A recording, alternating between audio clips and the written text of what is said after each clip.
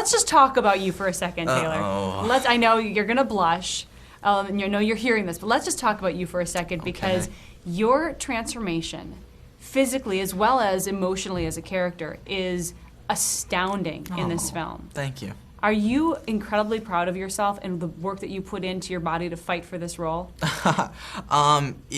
It's really good. I'm glad to hear it from you that it paid off. It was a lot of hard work, and the motivation behind me was the series, the character, and all the fans. I wanted nothing more than to portray Jacob Black as the fans viewed him. So it's good to hear. Thank you very much. And from what I hear from some of your co-stars, you didn't have some big studio budget paying for your trainers and your nutritionists. You did this all on your own with the help of whoever you could find. Right. Yeah. It's true. No, I wasn't. I when I was filming Twilight, I knew where my character went, and nobody told me to do anything. So I was like, well, I mean, come on. I know Jacob in New Moon, and he's not who I am right now. So I'm gonna have to do something about that. So as soon as I finished filming Twilight, the day that I got back, I got a personal trainer, started working out, started eating all the right things, and eating a lot, and trying to transform. And I have to tell you, it pays off so much that when I was in the theater last night and you take your shirt off for the first time in this movie, the air went out of the theater. The gasp of these girls going, woo! I think the decibel level of that theater was going to break through the roof. Wow. Yeah. So it definitely was working. That's good to hear. Thank you very much. Did you find it harder to move physically because you had all this extra weight and extra muscle on you? It's so funny. Everybody asks that. No, I didn't. I mean, when I was working out, I didn't do like any cardio at all because I'm trying to pack on weight. I'm trying to take in my calories and not burn them. So I'm a little out of shape that wise. Like so when I'm running up the house and jumping onto the tree and through the window and I have to do that over and over and over, I'm like, whew, so this is kind of hard. Right, really winded. Yeah, but no, I don't feel like a difference like physically. I don't feel like I have an extra whatever amount. Did you of feel pounds. strong and more confident with your newfound shape? I don't know if my newfound shape made me more confident. I felt more like Jacob Black. You're like, I already had the confidence. I know I'm hot. Are you finding that more female fans as you're going through crowds are trying to actually grope you because they just want to feel your muscles? I don't know if it's because they want to feel my muscles. But yeah, we did have an interesting event in Brazil when we showed up. What happened? We arrived at the airport and there was hundreds of fans to greet us there. And yeah, it was kind of, it was interesting getting to our cars. You just had to fight through it and big security guys. Yeah, we were told there was definitely barricades, but I don't know. They either broke them or hopped over them, whatever. And you gained 30 pounds of muscle for the film. How much have you lost? Not much. I mean, I try as much as possible to maintain it, but it's really hard, especially when you're filming. Like when I was filming this last movie, Eclipse, we're working 16-hour days. So it's like, when do you get into the gym? Right. When do you eat on set? Did you have free weights on set for Eclipse so you could continue bulking up? I did, but it's mainly for like pump up, not a real workout. Right. So it's difficult. And my understanding is that for Eclipse, you actually wanted to get even bigger than you were in New Moon. That would have, yeah. I mean, Jacob. It says in the books that Jacob's character continually grows. Right.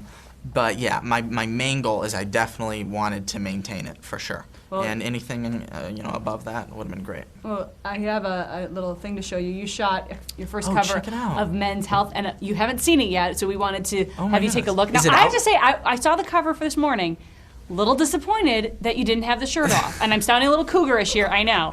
But oh my.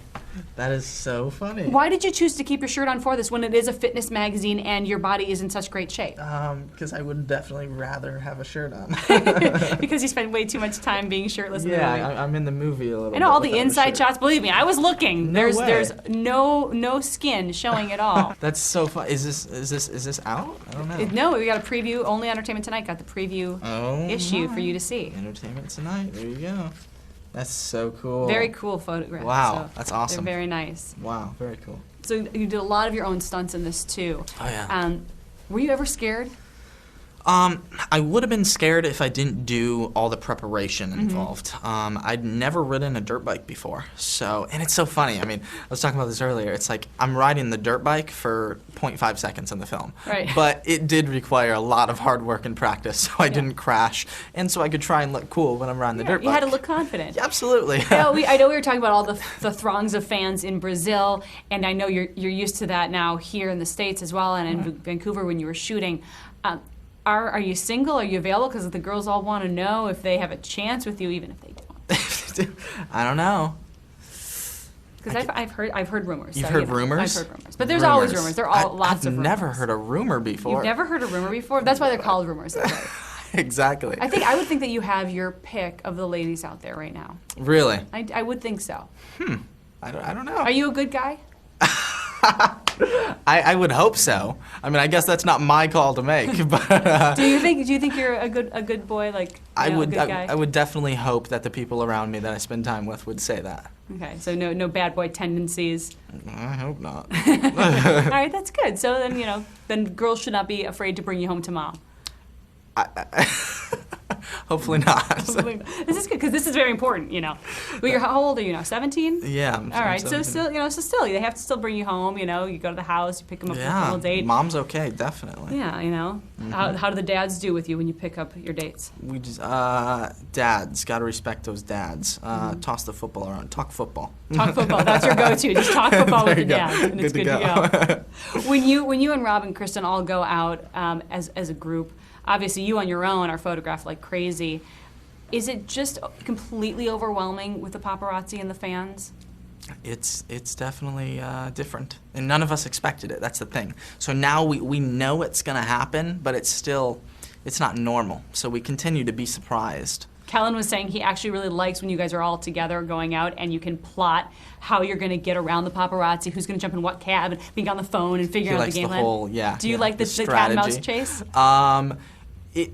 Sometimes it can get dangerous, but it's interesting. I remember we hopped in a taxi in Vancouver, and this taxi driver, there was paparazzi outside the taxi, and he goes, "Don't worry, guys, I'm the best of the best at this." And we're like, "What? What does that mean?" Right. Sure enough, he ditched 12 paparazzi cars, and we got to our restaurant safe. We're like, "Wow, we gotta personally request you everywhere we go."